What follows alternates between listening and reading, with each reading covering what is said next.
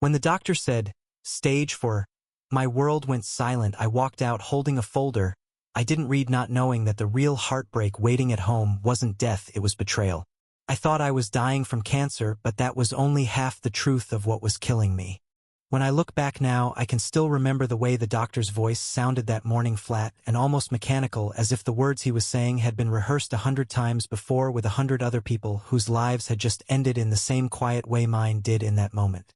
Stage 4 lung cancer, those were the words that shattered me, and I sat there nodding like I understood, but inside my mind was nothing but noise. I walked out of the clinic holding a folder I didn't even bother to read, because what more was there to understand?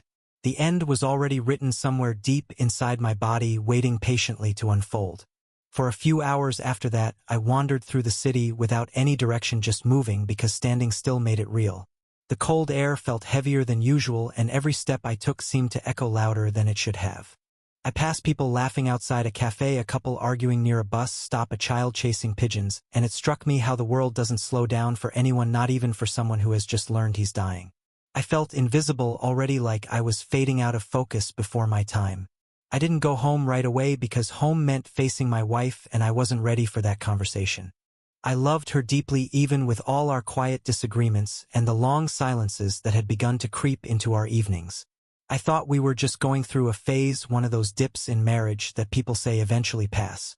Now I realize I was wrong. Still, she had been my constant through everything, and the thought of telling her I had only months left felt unbearable. I imagined the look on her face, the panic in her eyes, the endless questions, and worst of all, the pity. I didn't want pity from her. I wanted her love, the way it used to feel before everything got complicated. When I finally walked through the door that night, she was sitting at the kitchen table, staring at her phone with that distracted expression she often had lately. She smiled faintly when she saw me, but it didn't reach her eyes. I sat across from her and said we needed to talk. I had rehearsed that line in my head all afternoon, but when I said it out loud, my voice trembled. She looked up immediately, and I could see she thought I was about to say something serious. She asked me if something was wrong, and I said yes. Before I could get another word out, she started crying. I froze. I hadn't said a thing about the diagnosis yet, but she was already sobbing like she knew what was coming. I thought maybe she had somehow found out about the test results, that the hospital had called her by mistake. I reached out to take her hand, but she pulled away and whispered something I couldn't quite catch. When she finally looked at me again, her face was red and streaked with tears, and she said she knew what I was about to say. I was confused, but before I could ask, she blurted out that she was sorry for everything and that she never meant for it to happen this way. That sentence hit me hard because I had no idea what she was talking about. I asked her softly what she meant, and that was when she said it. She thought I had found out about her affair. The words didn't register at first. My brain refused to believe them. An affair. My wife. I just sat there staring at her, mouth moving and hearing sounds but not really processing their meaning. The room around me went quiet, and all I could hear was my own heartbeat pounding in my ears. She kept talking through her tears, saying that it started months ago with a man from her office, that they had tried to fight the attraction, but one thing led to another during a business trip, and they had crossed a line they could never uncross. She said she hated herself for it, yet as she spoke there was something in her tone that didn't sound like guilt, it sounded like confusion or maybe justification. Couldn't tell. My chest tightened as I listened, still gripping the edge of the table because I needed something solid to hold on to. I had walked into that room planning to tell her I was dying, and instead I found out that our marriage was already dead. The irony would have been funny if it weren't so cruel. All those nights she came home late claiming extra work, all those weekends she seemed distant and restless, suddenly made sense. The signs had been there, and I just hadn't wanted to see them. She finally stopped talking long enough to take a breath, and then she said something that made the air leave my lungs completely. She was pregnant. I stared at her for what felt like a full minute before the meaning of her words sank in. Pregnant. We hadn't been intimate in months, and I knew immediately that the child she was carrying wasn't mine. She didn't even have to say it. I could see the truth in her eyes before she nodded to confirm it. In that moment I felt everything inside me break all at once. The fear of dying, the anger, the disbelief, the sadness, it all collided in one unbearable wave that left me hollow. She kept saying she was sorry over and over again, but her voice sounded distant, like it was coming from the end of a tunnel. I remember staring at the wall behind her, thinking about how I was supposed to tell her about the cancer now. What was the point? What comfort could that bring? She had already chosen another man, another life, another future that didn't include me. So I said nothing. I let her talk until she ran out of words and tears. Then I stood up and told her that if she was sure about what she wanted, she should start packing her things. She asked what I meant, and I said I wanted her out. I didn't yell, I didn't cry, I just felt empty. She nodded and went silent after that. Later that night, as I lay in bed alone, I realized the strangest thing. For the first time since the diagnosis, I wasn't afraid of dying anymore.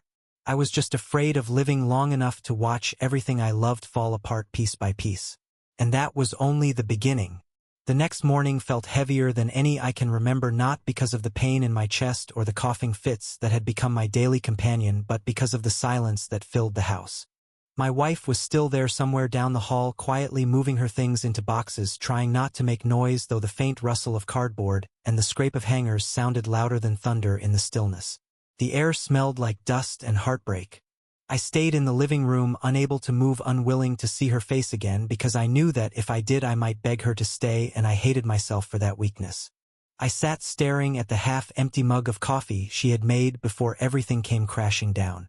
She had always known how I liked it, not too sweet, just enough to take the edge off the bitterness, but now even the smell of it made my stomach turn.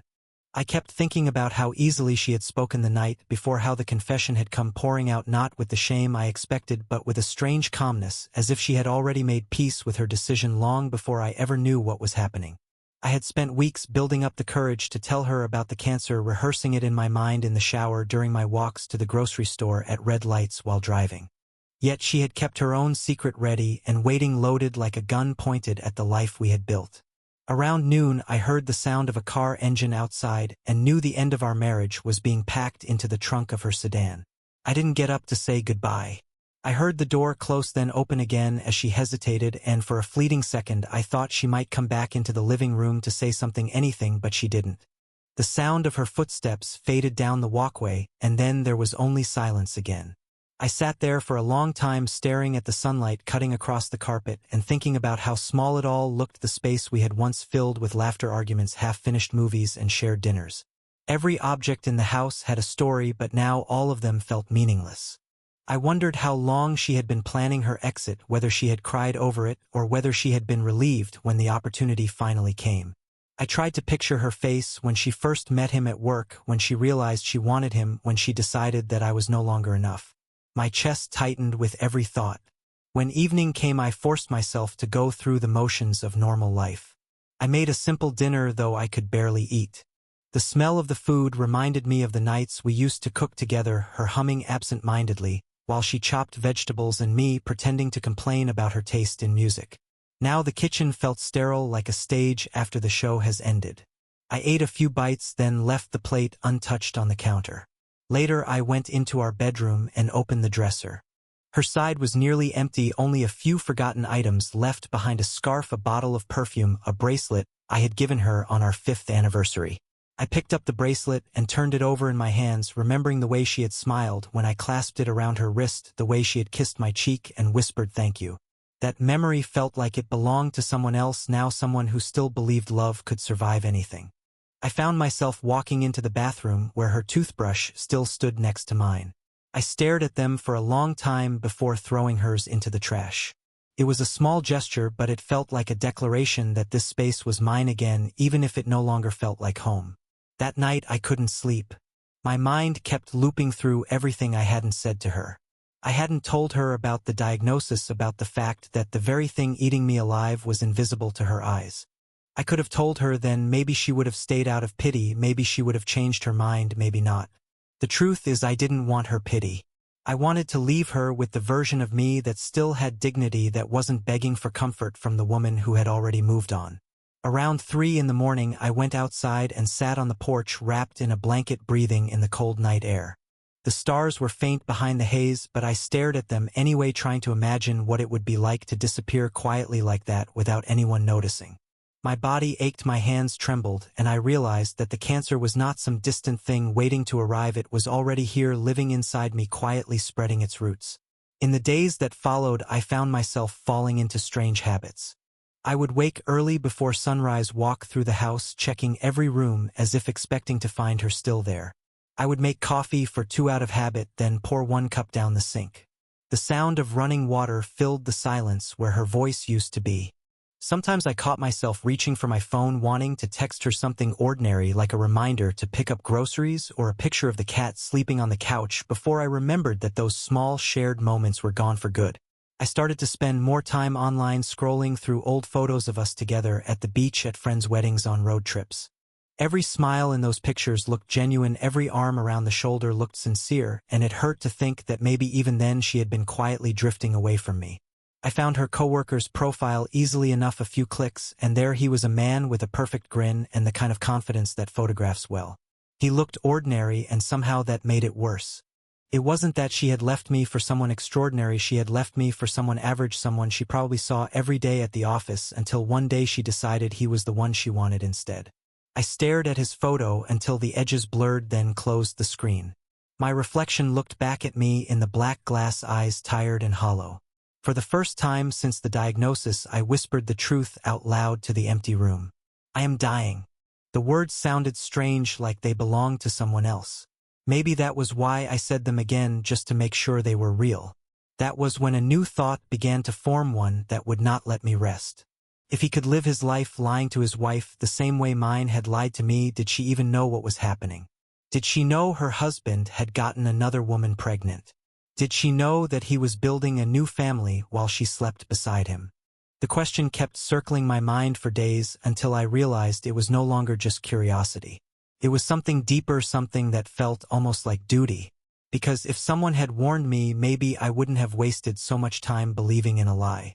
I spent the next week in a kind of fog, moving through my days as if they belonged to someone else.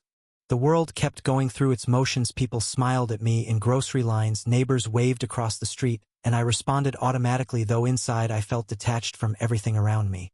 Each morning I woke up surprised that my heart was still beating. I had expected the weight of the diagnosis to crush me immediately, but instead it just lingered in the background, a quiet shadow reminding me of its patience. My wife was gone completely by then. Her clothes, her scent, her laughter, all erased, as though she had never existed in these rooms. I found her keys on the counter beside a note that said she would come back for the rest of her boxes later, and I threw the note away without reading another word. The strangest part was how quickly her absence began to feel normal. The silence that used to hurt so much became something like relief. Still, I couldn't stop thinking about the man she had left me for. His name was everywhere now in my mind, echoing like a warning bell I couldn't shut off. I knew his face from social media, and I knew enough to find out that he was married. Married, with a wife who looked radiant in every photo, her hand resting on her stomach in several of them, showing off a small baby bump. She was pregnant too, and that detail twisted something sharp inside me because it felt like a cruel reflection of everything I had lost. 2 women, both carrying his children, one loved, one betrayed, though at this point I wasn't sure which was which. I started visiting his page more often than I care to admit. It wasn't healthy, but it became a habit I couldn't control. I would scroll through his smiling pictures late at night, searching for something, anything that might explain what made him worth destroying 2 lives over. The truth is, he didn't look special. He looked ordinary, like a man you'd pass at a gas station and never remember. That ordinariness made me angrier somehow, because it proved that betrayal doesn't always come dressed in drama. Sometimes it wears an office badge and smiles politely while it ruins you. By the end of the week, I couldn't take the not knowing anymore. I kept wondering whether his wife had any idea, whether she had ever suspected him, whether she still kissed him goodbye every morning without realizing who she was losing. I knew that if our roles were reversed, I would want someone to tell me, even if it destroyed me. So I sat at my computer one night and stared at the blank message window on her profile. My fingers hovered over the keyboard while I tried to decide how to begin. How do you tell a stranger that her husband is cheating, that her happy world is about to implode? After several failed attempts, I finally typed a single line introducing myself. I wrote that I was her husband's coworker's husband and that I needed to tell her something important. I explained that our spouses had been having an affair for months and that my wife was pregnant with his child. I attached nothing, no proof, no screenshots, because it felt wrong to turn this pain into evidence, though I did offer to talk if she needed details. When I read over the message before hitting send, my hands were shaking. I hesitated for a full 10 minutes, then finally pressed the button. The message went through. Immediately I felt both lighter and terrified. There was no undoing it now. I closed the laptop and sat there in the dark, listening to the refrigerator hum and the distant sound of traffic outside. The weight of what I had just done began to sink in. I had handed a stranger the same kind of heartbreak that had destroyed me. Yet somehow it didn't feel cruel. It felt necessary. The next morning I checked my messages and saw that she had read it. That single word "seen" stared back at me for hours, but there was no reply. I didn't blame her. If someone had sent me that kind of message, I wouldn't have known what to say either. I left it alone and tried to go about my day, though my thoughts kept circling back to her, wondering how she was handling the news. I imagined her confronting him, watching his face twist with guilt or denial, maybe even realizing he had already fathered another child. I imagined her anger, her disbelief, her pain, and I felt a strange mix of empathy and satisfaction. That night I received a call from an unknown number. For a moment I thought it might be her, but when I answered it was my wife. Her voice was sharp and frantic. She had found out what I had done. She accused me of ruining everything that she and her coworker had planned, that I had interfered in something that was none of my business. She said that the man's wife had kicked him out of their house and that now both of them were being humiliated at work. I listened quietly while she shouted, though none of her words hurt me anymore. The tone of her voice reminded me of the woman she used to be, but without any of the love that once softened it. When she finally paused to catch her breath, I told her that she had made her choices and now she had to live with them. I said that if she had been honest from the beginning, none of this would have happened. There was a long silence, then she said she hoped I rotted in guilt for the rest of my life. The call ended and I felt nothing. No sadness, no anger, just a kind of calm I hadn't known in months. Later that evening I received a message from the man's wife. Her words were steady but full of pain. She thanked me for telling her the truth and said she had suspected something was wrong for a while but could never prove it. She told me she was 5 months pregnant and that she had believed they were starting a new chapter together. Now she didn't know what to do. I read her message several times and replied that I was sorry for the hurt, but that she deserved honesty.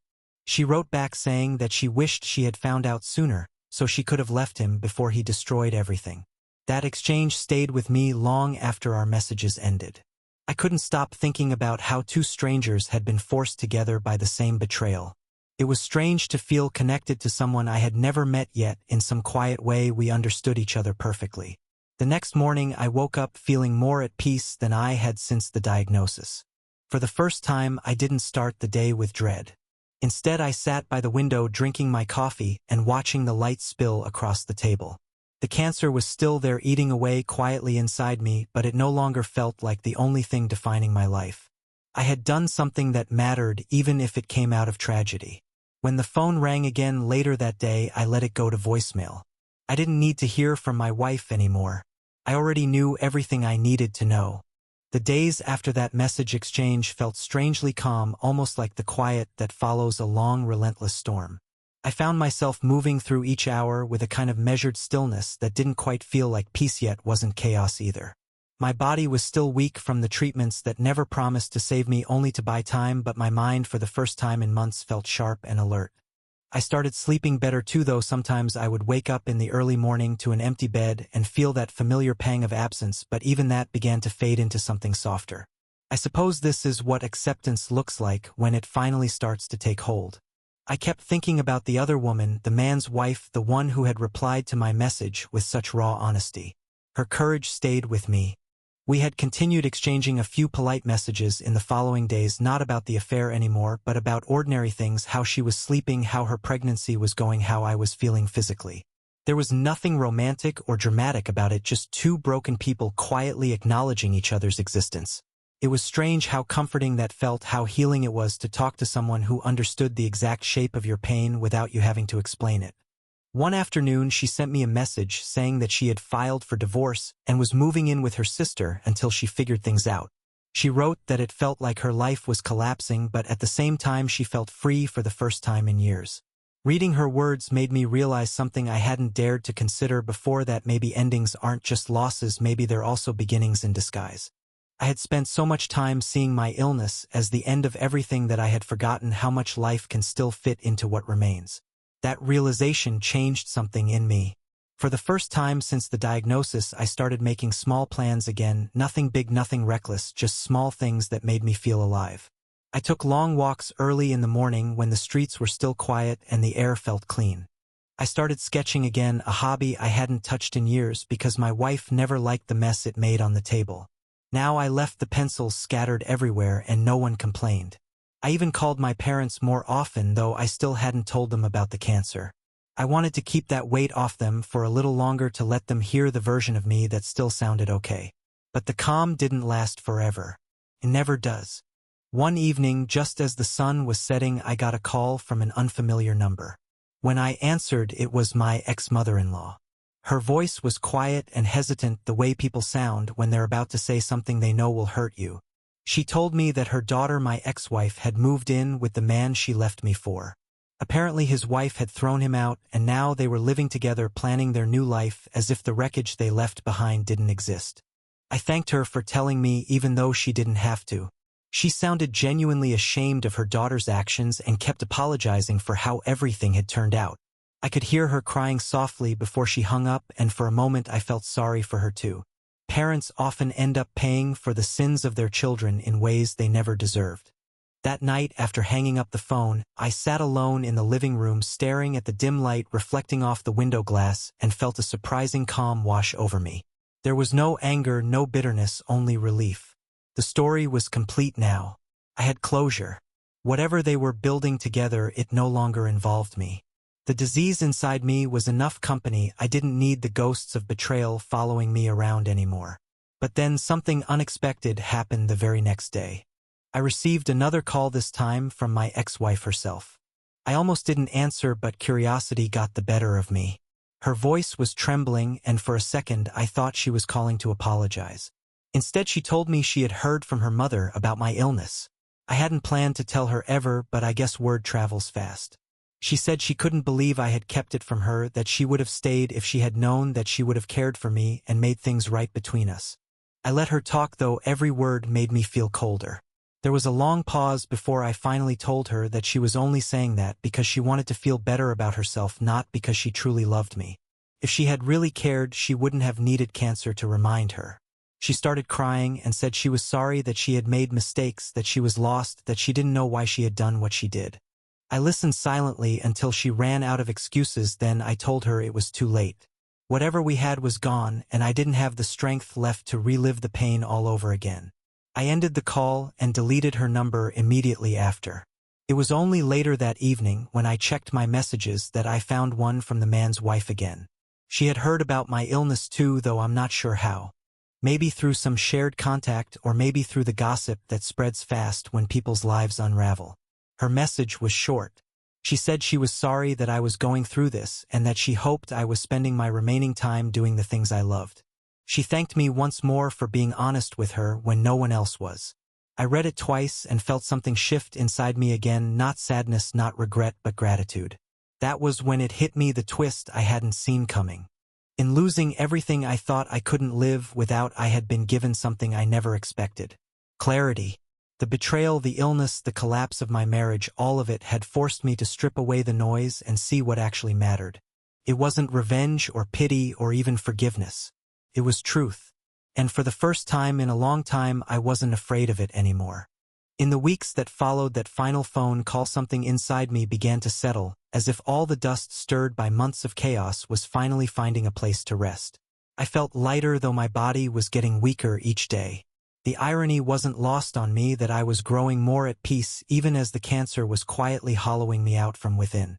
The doctors had already told me that the disease was aggressive and that treatment would do little more than slow its advance, but now I found I didn't care much about the numbers or timelines. What mattered was how I spent what time I had left and with whom I chose to share it.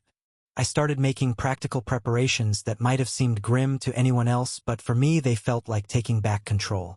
I met with a lawyer to sort out my will, dividing everything between my parents and sister. I cleared out old boxes from the attic, sorting through photographs and letters that no longer meant what they once did.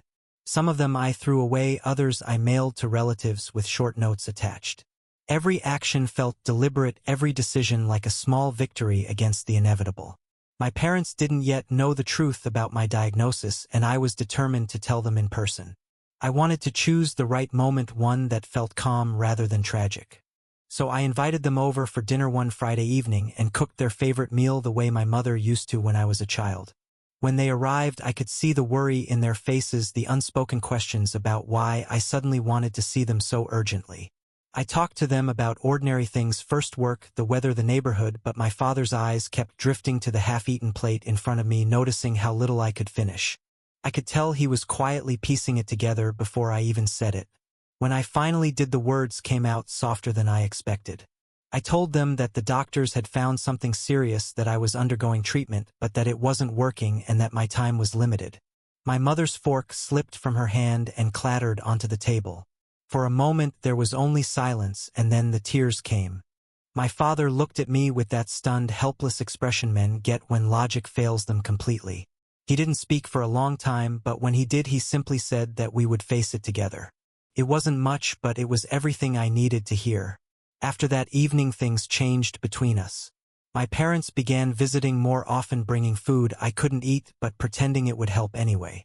My sister called every night, telling me stories about her kids to make me laugh. They all tried to act normal, though I could feel the sorrow hanging behind every conversation, like an invisible weight pressing down on us. Still, their presence filled the house with warmth again, and for that I was grateful. One afternoon, not long after I told them the truth, my phone buzzed with a message from the man's wife, the one I had warned months ago. She asked how I was holding up and told me she had finalized her divorce. She wrote that she was moving to a new city to start fresh before her baby arrived.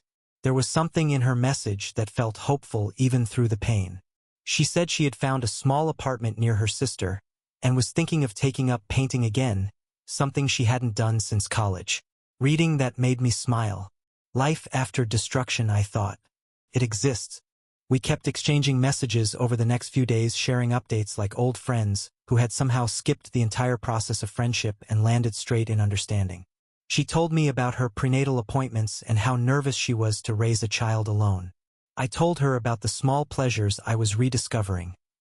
Quiet mornings, coffee on the porch, sketching the way the sunlight moved across the floor. We never talked about the people who had hurt us anymore. That part of the story had ended. This was something different, something gentler.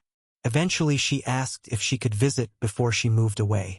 I hesitated at first, unsure whether I wanted someone who knew so much of my pain to see me as I was now, thinner, frilier, less like myself. But she insisted, saying she wanted to thank me in person. So I agreed. She came on a Sunday afternoon wearing a simple dress and carrying a small box of pastries that she said she had baked herself, though they were slightly burnt on the edges. We sat on the porch drinking tea and talking about everything except the past. There was something incredibly calming about her presence. She didn't look at me with pity the way most people did once they learned about the cancer. She looked at me like I was still alive, and that was enough. We talked for hours about books, about travel, about what it means to start over when life refuses to give you a choice. When she finally stood to leave, she hugged me and whispered that she hoped I would find peace before the end.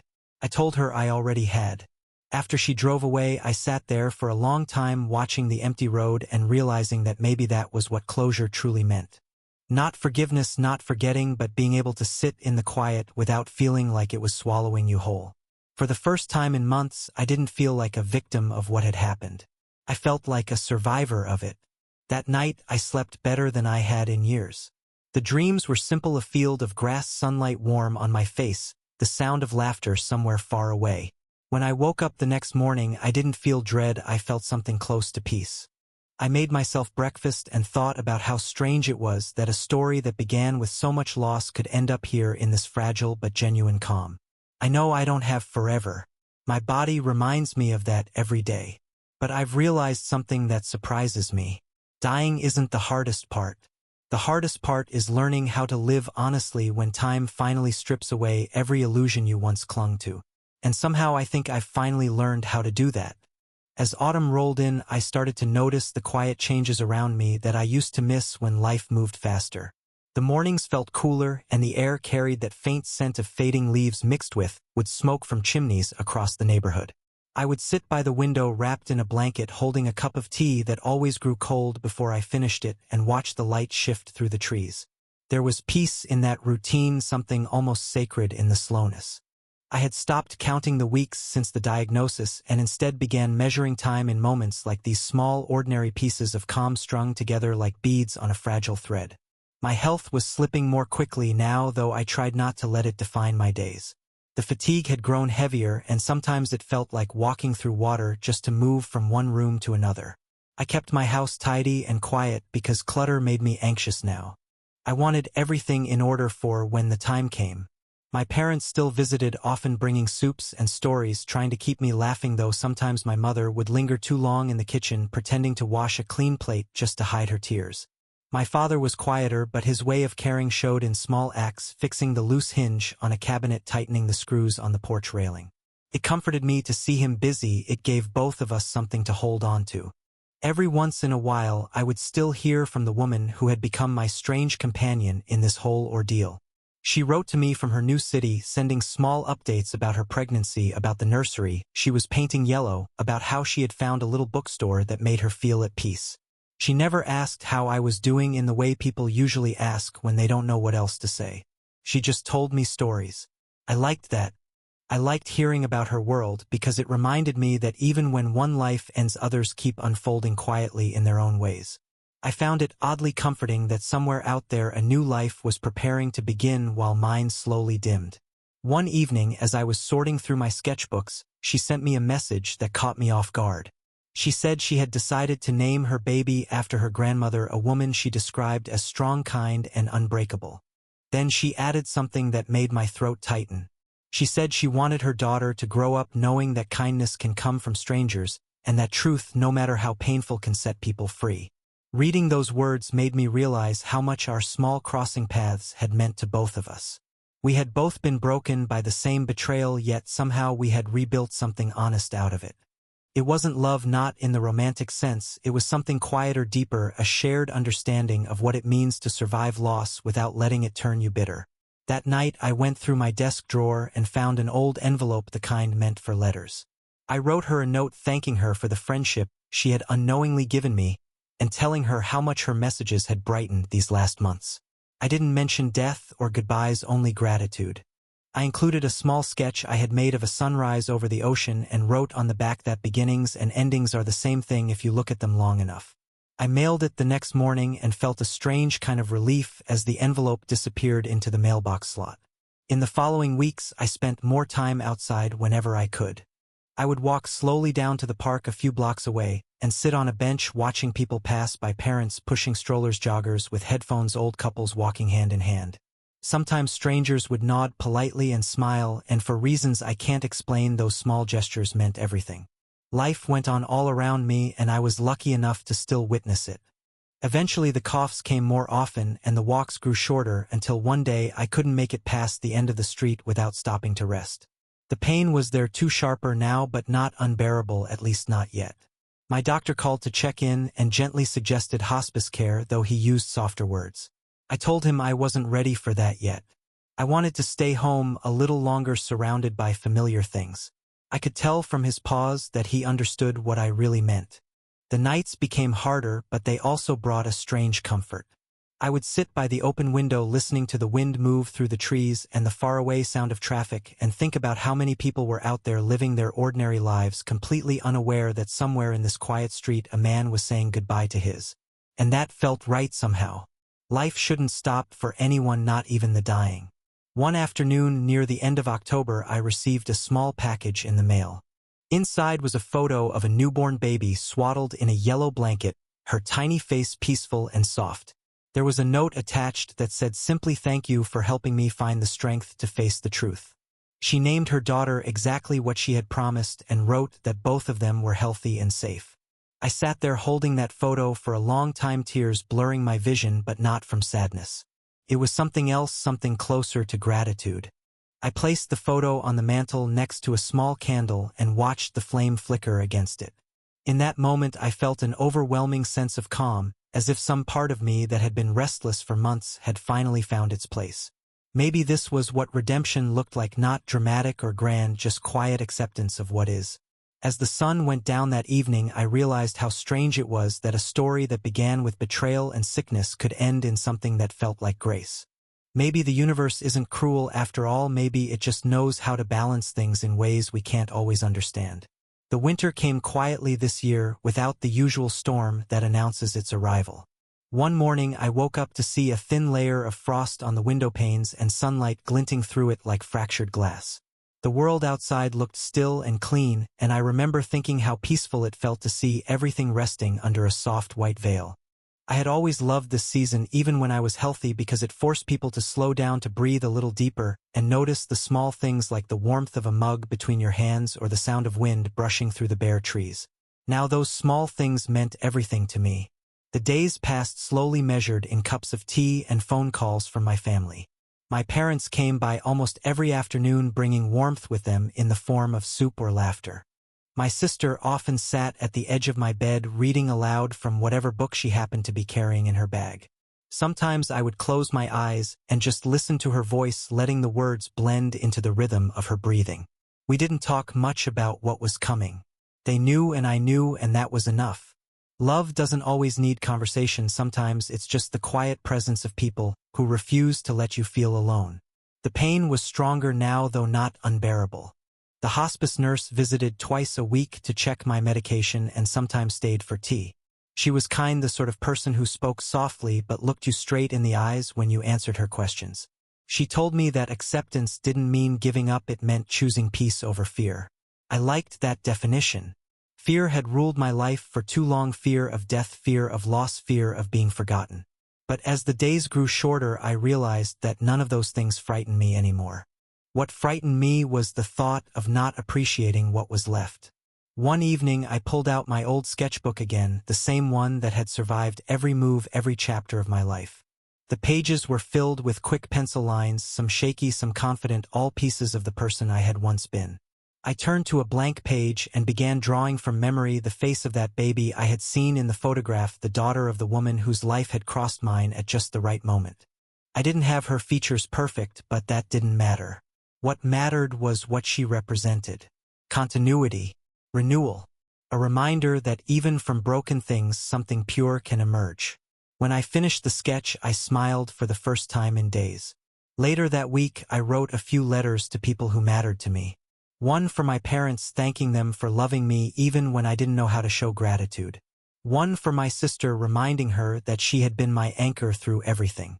And one final letter addressed to the woman who had unknowingly helped me find peace in the last stretch of my life. I told her I had received the photograph of her baby and that I had placed it on my mantle. I wrote that her strength had reminded me what resilience looks like, and that her daughter would grow up surrounded by love from a mother who had faced the truth and survived it. I didn't mention that my time was almost over. I wanted my letter to be a gift, not a farewell. After sealing the envelopes, I left them on the table by the door for my sister to mail when the time came. That small act of preparation didn't make me sad. It made me feel ready. Everything I had once feared losing I had already lost, yet somehow life had given me enough time to make peace with it. That felt like a blessing in itself. In the final days, I found myself watching the sky more often. There was something about the way the light changed in winter that fascinated me, the soft golden hue that appears just before sunset, the quiet blue that follows when the day folds into night. I would sit by the window wrapped in a blanket and let the world move around me, the cars passing, the children playing down the street, their laughter rising like music. Even that sound didn't feel distant anymore. It felt like part of something I still belonged to, even as I slowly drifted from it. On my last good evening, I dreamed again of the ocean. I saw the horizon glowing with that same warm light I had drawn so many times, and I felt the wind on my face carrying salt and sunlight. There were no faces in the dream, just the sound of waves and a deep sense of calm. When I woke, I knew I didn't need to hold on anymore. The fear was gone, replaced by a quiet gratitude for everything I had lived through, the love, the pain, the mistakes, and even the betrayal, because they had all shaped the man who could now look at the end without bitterness. Before I closed my eyes again, I whispered a small thank you, not to anyone in particular, but to life itself, for letting me see what truly matters before the curtain fell. It wasn't about fairness or justice or happy endings. It was about the truth that peace comes not from avoiding pain but from walking through it and still finding beauty on the other side. When the light faded from the room, it felt like nothing more than another sunset, another day giving way to rest. And in that quiet final moment, all I felt was gratitude.